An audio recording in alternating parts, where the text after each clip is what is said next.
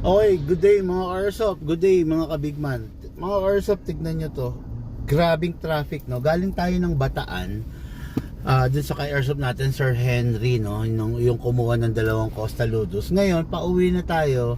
Going Bulacan na tayo sa Bukawi kasi may ka-airsoft tayo ron. Pero tignan nyo, nandito pa lang kami sa Dinalupihan exit. Actually, hindi dapat kami mag-exit pero ma-traffic dito kaya mapipilitan kami mag-exitex, no? Medyo mabigat kasi ang toll fee sa exitex tapos mas malayo, okay? Kaya pero no choice ako para lang wag tayong ma-stuck sa traffic, mag-exitex tayo. Ngayon kakaliwa na kami rito, almost isang oras na kami nandito, no? Hindi kami makakaliwa dahil yun nga, masyadong matraffic. Kaya no, katulad yan, yung may mga sumisingit-singit na ganyan na tricycle, yun ang nakakagulo, no? Hindi naman tayo anti-tricycle, kaya lang sana gawin nilang may kaayusan, no? So ayun, kasi katulad nito, for sure hindi naman siya mag-exitex itong tricycle na to, pero tignan nyo kung nasang lane siya. Ay nako po, ang mga nandito dapat sa lane na to yung mga kakaliwa, yung mga going exitex.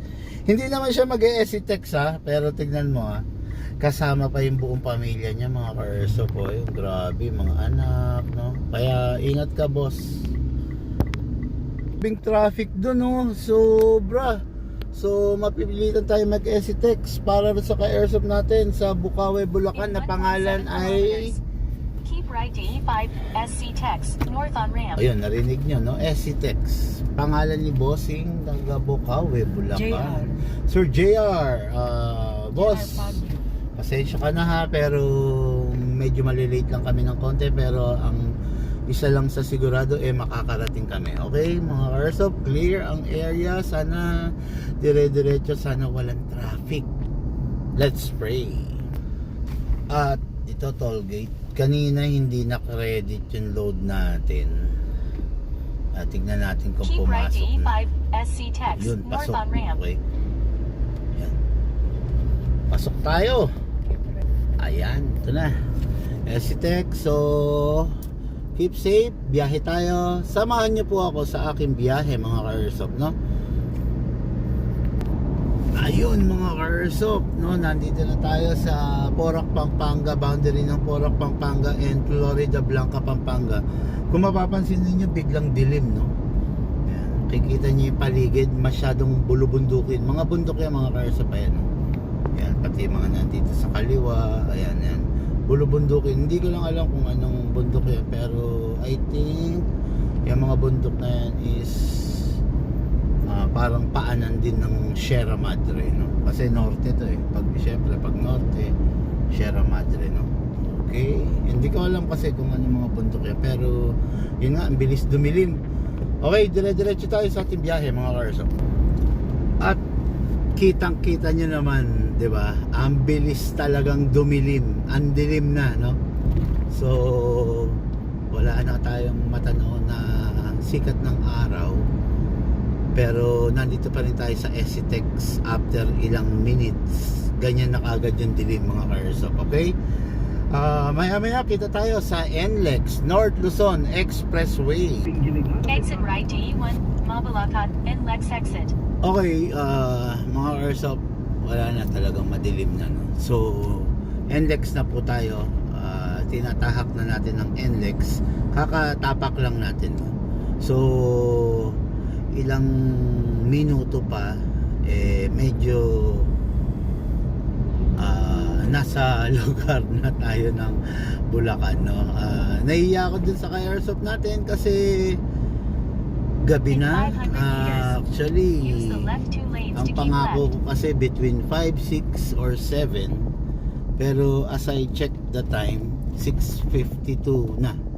So ilang minuto na lang, 7 na, pero nandito pa ako, no? Sana naman maunawaan tayo ng ating ka-airsoft. Dire-diretsong Keep biyahe. left to E1 Clarksburg. Okay, Dao, Pampanga, no? Ano na tayo? Heading south south side na tayo, no? Papunta na tayo ng katulad yan, Dao, then next nito is Mexico, then San Fernando, then San Simon, Pampanga.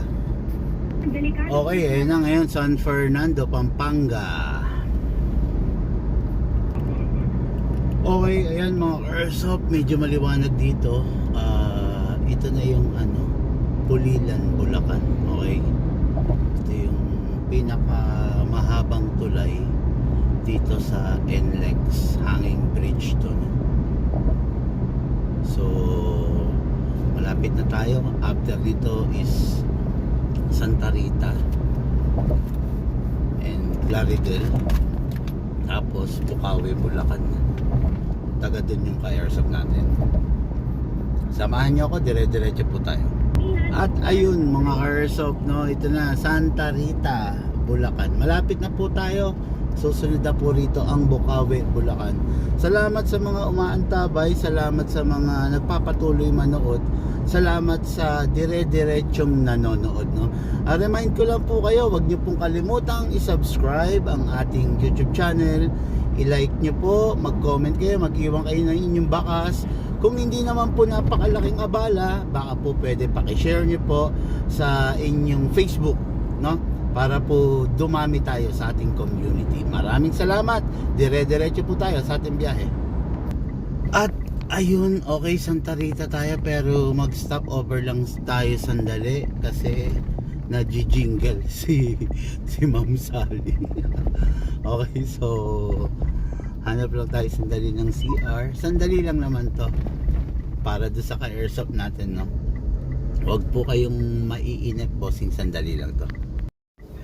Okay, ayun, natapos na makapag-wiwi jingle si Ma'am Sally. Salamat, Shell. Shell ba to? Oo, Shell. Salamat po at nakapag-CR po si Ma'am Sally sa malinis at libreng CR. So ngayon, dire-diretso na tayo, no? Papunta na tayo sa ating bossing. Approximately 12 kilometer na lang, nandun na tayo. South Bukawi exit. Ayun, South Bukawi exit, narinig ninyo. Tara, biyahe na tayo. Okay, umexit na po tayo ng Bukawi. Ito na po, papunta na tayo sa ating ka-airsoft. Tawagan mo na siya. May number ka, diba? In 1.7 kilometers, turn right on Bukawi Bridge. Ayun, nag-iingay na si Waze. Time check 7:46. Medyo gabi na, pero check natin yung ating ka-airsoft. Okay, ayun, dire-diretso lang tayo, no. Ito yung Bukawi Bridge na sinasabi, dire-diretso lang. Wow, ganda rito, ang liwanag. Kakaliwa ka. Okay. In 100 meters, turn left on Bombong Road. Okay, yan. Bambang Road, 100 meters. Yan, dyan. Turn left on Bombong Road. Yan, okay, dito. Yan, kaliwa tayo. Naku po, sana hindi masikip. Mukhang hindi naman. Okay, dire-diretso. Syempre, oops, papasok sa garahe. Ayan, malapit na. Medyo masikip lang talaga tong kalsada na papasok sa ating bossing, no? Pero wala namang problema kasi nagkakasya naman tayo, no? Kumbaga two-way naman siya. Kaya lang talagang may kasikipan lang. Hindi katulad sa mga main road, di ba? Yan, pag yan, konting bigayan lang pag nagkasalubungan, yun lang naman. Okay, mga airsoft, touchdown, Bambang, Bukawi, Bulacan. Okay, nandito na tayo sa airsoft natin. Medyo matraffic, pero lahat yan ng paglabanan naman natin, no? Okay, ngayon pasok tayo rito, syempre, para sa ating airsoft. Yun, si Sir JR. Yun, sige, labas niyo yung mga unit. Sir JR, thank you po. Yun, okay. Nakatulog ka yata, sir. Ayan, ayan mga request ni sir. High-end nga lang, pero pwede naman.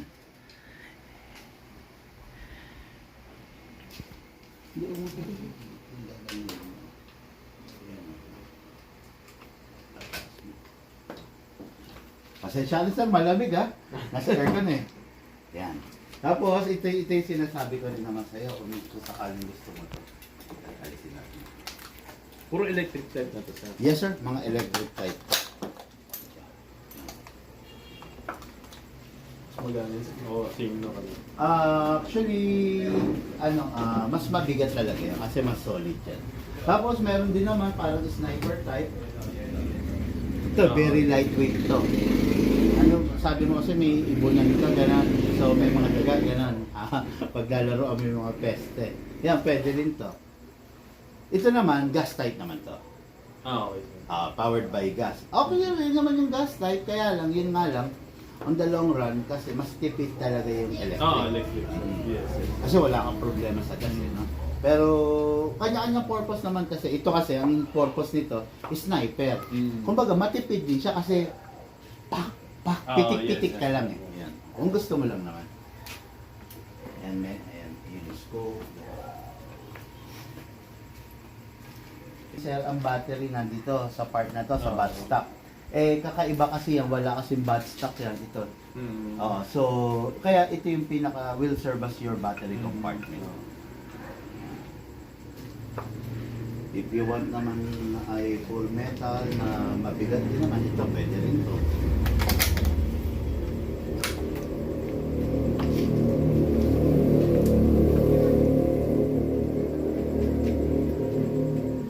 Ito, sir, nasa magana.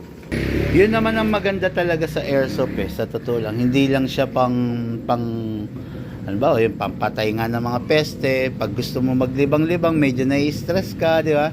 Magtayo ka lang ng mga target mo. Yan. Pero sir, yung lakas nito. Sa lakas niya, sir, upgraded kasi yan. Malakas naman na talaga. Normally, ang FPS kasi, mga 380, 400, 420. Pero yan, 450, 470 na yan. Talagang malakas. Opo, malakas na po yun. Yun, nagdi-decide pa yung ating bossing. Kung gusto mo siyang i-upgrade, lahat kompleto ito. Dito mo kasi ikakapit. Okay, sir. Yan, dito. Yan. Pwede mong, yan. Ito yung front side, then rear side. Tapos, actually, ito nga eh. Halimbawa lang, no? Gusto mo siyang lagyan ng scope. Yan. Diyan mo lang ikakapit. So, on the future, gusto mong i-upgrade, pwede. Medyo limited nga lang yung upgrade pagdating dito. Kasi kung mapapansin mo, wala siyang rail. Yung para sa mga attachment. Pero yan, kung tawagin yan, sir, M4 tank pack. Parang tank eh. Marine.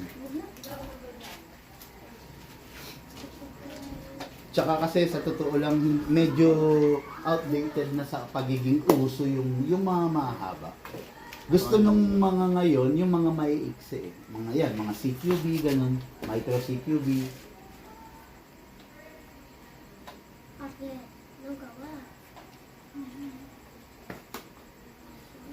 Hanggang doon ka lang talaga, sir. Look.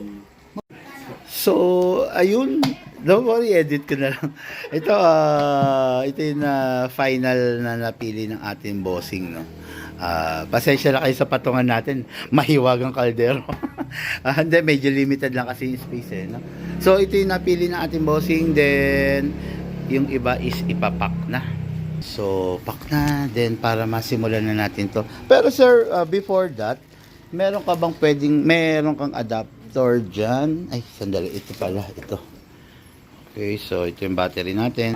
Okay, no? Ito mga ka-airsoft. Bali, ang freebies talaga nito is the lifetime warranty. Lifetime warranty to, ha. Tapos, 0.20 na bala, 0.25 na bala, at saka battery and charger. No? So, yun ang mga freebies nito. Plus, yung tactical gun bag. Kaya lang, it just happened na naubusan tayo ng tactical gun bag at saka parating pa lang. So, bali magkakaroon ako ng utang kay bossing. Pero, ayan naman, kasama sa vlog yon, meron siyang ebidensya na talagang merong tactical gun bag to, no? May free talagang tactical bag. Regarding sa battery, sir, pag naiwanan, huwag kang mag-alala kasi ano naman siya, auto cut off. Okay. Opo, kumbaga mamamatay naman yung charging niya. Yun ang kainaman sa mga battery natin. Discuss ko na rin, yung unit natin, sir, ang isa sa kailangan mong alagaan, number 1, yung BBs. Wag mo siyang gagamitan, sir, ng BBs na gamit. Ito, sir. Yes, sir, ito, BBs ang tawag kasi. Hindi siya pellet, sir, ha, BBs. Wag mo siyang gagamitan ng BBs na gamit, plus the battery. Yung battery, hindi siya pwedeng ma-drain, hindi rin siya pwedeng ma-overcharge. Yung overcharge, yung ang hindi nabunot, pero huwag ka mag-alala kasi may cut-off naman yung mga charger. Hindi rin siya pwedeng mag-init. Okay. Ang pinaka-proper, pag mag-charge ka, nasa labas siya, wag nandito sa loob. Ilalabas mo siya. Tapos, hindi siya pwedeng ma-drain. Ma-drain, masaid. Ay, wala pa yung battery. Ganito yan. Yung isang full charge ng battery, okay, is good for 10 magazine. Okay, sir. Bawat isang magazine, 300 rounds. 300 lang, sir. Yes, sir. Kaya madami-dami naman yun. Mga 3,000. Yes. Pero, hindi naman ibig sabihin na sinabi kong 10 magazine, isasaid mo yung 10 magazine. Yes, sir. Kasi madedrain naman yung battery. Kahit mga 8, 8. okay na yon, sir. Actually, madami-dami na rin yan. Asa na? Okay, so, battery, pamilya, ayun, pamilya pa. Okay. So, ito muna. Sabi ko nga, sir, huwag gagamitan ng used na bala, ha? Ngayon, bibigyan kita pala ng bala. Nagkamali ako. Yung .20, hindi na kita bibigyan. Okay. Kasi, sabi mo kasi babarilin mo yung taga. Baka pag sa .20, dahil magaang siya, mapahiya ako sa'yo, hindi bumulag tayong taga. Kaya bibigyan kita ng .25. Ito kasi .25, mas fatal sa .20. Mas masakit. Mas masakit. Dahil mas mabigat. Itong unit mo dahil upgraded, pwede mo siyang gamitan up to .30. Okay, sir. Pwede ka pang magbigat ng bala. Okay. Mas mabigat ang bala, Mas maganda. mas masakit ang damage. Okay. Yes, sir. Ngayon, itong unit mo, full metal, sir, mula ulo hanggang baba. Pero ito talaga, wala talagang metal na Yes, dito. sir. At saka sa grip. No? Yung magazine, 300 rounds. Ito, sir, fully adjustable. For the meantime, dahil wala ka pang scope, pwedeng itong gamitin mo. Okay. Okay? Yan yung conventional.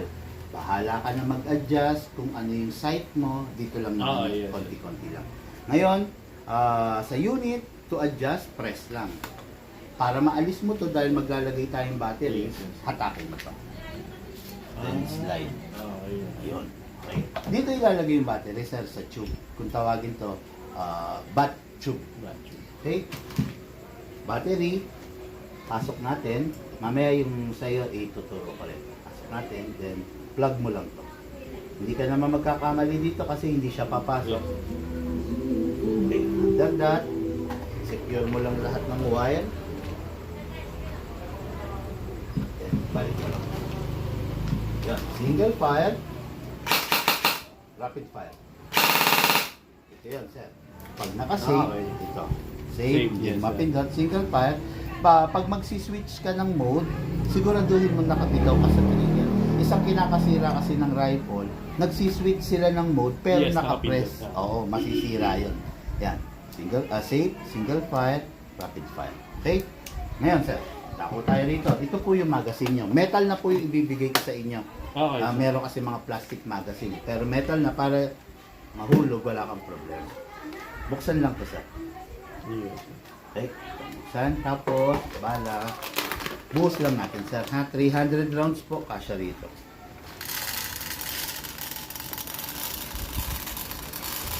Hindi ko na ganun pupunuin. Sara mo. Dagdagan mo ng... Look, pengi pa isang bala si sir. Pengi, bigyan natin. Ito. So, di okay na. Sinara na natin. Meron siyang gear sa ilalim. Kung tawagin to, winding gear. Kamot. Kinakamot. Ganun. Para yung bala na ibinuhos natin, maitulak Okay, niya yes. papanik. Ayan. Mapapansin mo, ayun, aangat na siya. Hanggang sa maramdaman mong bumigat. Okay. Ngayon, regular winding ang tawag dyan. Meron tayong full winding. Itong magazine mo, capable of full winding. Ano yun? Para lahat ng bala na nandito, ipipila niya na. Yun yung full winding. Medyo maraming winding lang hanggang maririnig mo yung last click ni sound. Okay. Na sinasabi. Parinig ko sa'yo.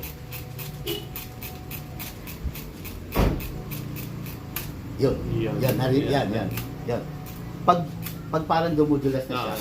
full winding na yan. Ibig sabihin, lahat ng bala rito, hindi na kasi kung regular winding ka, every 30 rounds, magkakamot ka na lang.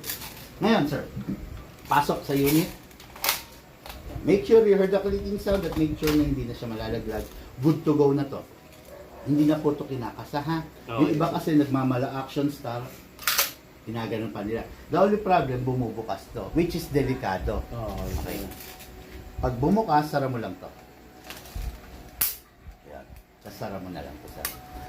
Half-up chamber kasi to. Paano yun, sir? Ulit? Halimbawa, meron lang Okay. makulit, no? Biglang hinatak to, di ba? Yeah. Di bumukas. Bumukas, nag-open. Click mo lang to. Okay. Click mo, sasara yan. Okay. Then, ito, sara mo na to. Okay. Ayan. Pagkakabit mo ng battery at saka magazine, good to go na yan. Wala nang kinakasa, ganun. Okay. Ito, i-access lang natin to. Pag nag-upgrade ulit tayo, pwede natin i-calibrate dito yun. Ngayon, bago tayo mag-fire, yung unit, sa ngayon, lifetime warranty naman, di ba? Halimbawa, 2 years, 3 years, napansin mo parang malata na siya, parang humina. Okay. Free lang yung restoration sa amin. Ibabalik natin siya sa dating lakas niya. Okay. Free lang yon. Pero kung gusto mong i-upgrade natin siya ng mas malakas dun sa dati, pwede. Kaya lang, babayad ka lang naman ng spring, which is 700, 800. Okay. Then yung labor, kami nang bahala doon. Okay? Tapos, firing ka na. Meron ka ba karton dyan? Baka baka humalo sa bigas. Customer, oh. Ayan. Pero wala naman, hindi naman repeat. Saan malagay, sir? Diyan ka na, sir. Para dyan mo babarilin. Yan, patayo, sir. Yan. Okay?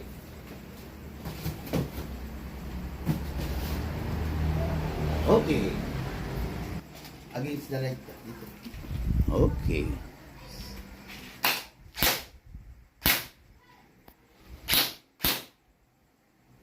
Pala to, ah. Rapid fire.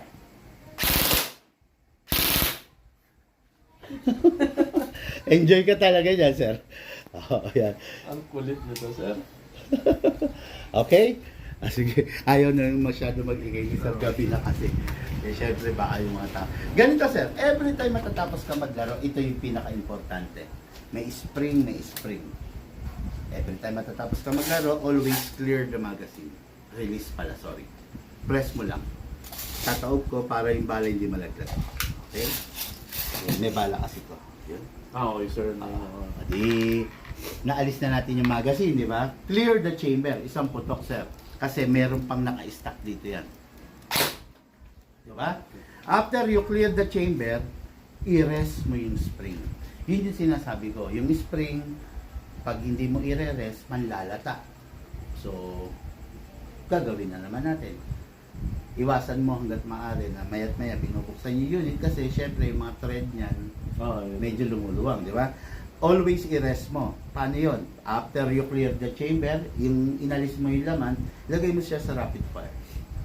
Press mo na 1 second, then single, then single. Yes.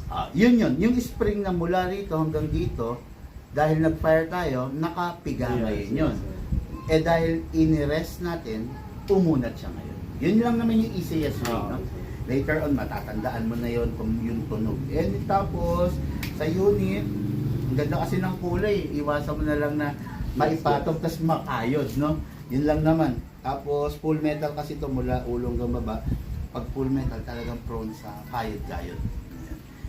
Yeah, may question ako, sir. Yes, Yan sir. naman, sir. Okay. Hindi naman bumabaon sa ano yun. Sa tao. Actually, sir, sa klase ng lakas niya. Oo. Nagulit ako. Bumabaon. Sa klase ng lakas niya. Kaya during the gun ban, ha? Toys and gadgets siya. Yes. Pero, dahil replica siya, highest replica siya ng tunay, hindi mo siya pwedeng ilagay sa motor na nandun lang or nasa sasakyan. Pag ita-travel mo siya, ilalabas mo siya ng bahay, dapat nakalagay sa gun bag. Gun bag, hindi gun case, ha? Yes. Gun bag. Oo. Kaya yung gun bag na ibibigay ko sa'yo, magiging kapaki-pakinabang ko. Okay. Lang naman, basta may tanong, huwag kong alangan na tumawag, nagka-problema, tawag po Oo. kagad. No? Wala namang ano, other than that, wala na.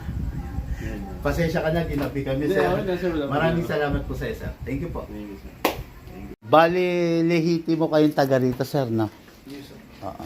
Binabaha rito, sir? Oo, sir. Pag malakas talaga, no? Right lang yan, sir. Oh, okay. Oo, okay. Oo nga, binabaha rito mga person. High tide. Yan, high tide yan. Ito, hanggang dito, sir, sa step. Pero ang pinakamalala kasi, sir, pag high tide lang talaga, abot yun sa kalsada. Pag sinabayan pa ng bagyo, sir, ganun. Hindi na, sir. High tide lang talaga. Ah, Mataas na high tide. Oh, okay, okay. So, ayun. Sir, maraming salamat po. Sir, JR, no? Sige po, thank you, sir. Thank you po. Okay mga Kersop, nakakatuwa naman natapos natin tong araw na to, araw ng Biyernes na napakaganda, na napakasaya, na napaka-successful, no? Lahat po ng yan ay dahil sa inyo. Maraming salamat po. Kung umabot ka sa part ng video na to, isa ka talagang big man warrior. Salamat sa pagsuporta mo kay Airsoft, at sa susunod na mga vlog, magpa-shoutout ka naman. Okay, isa-shoutout kita, magpa-shoutout ka, mag-comment ka sa comment section. Maraming salamat po.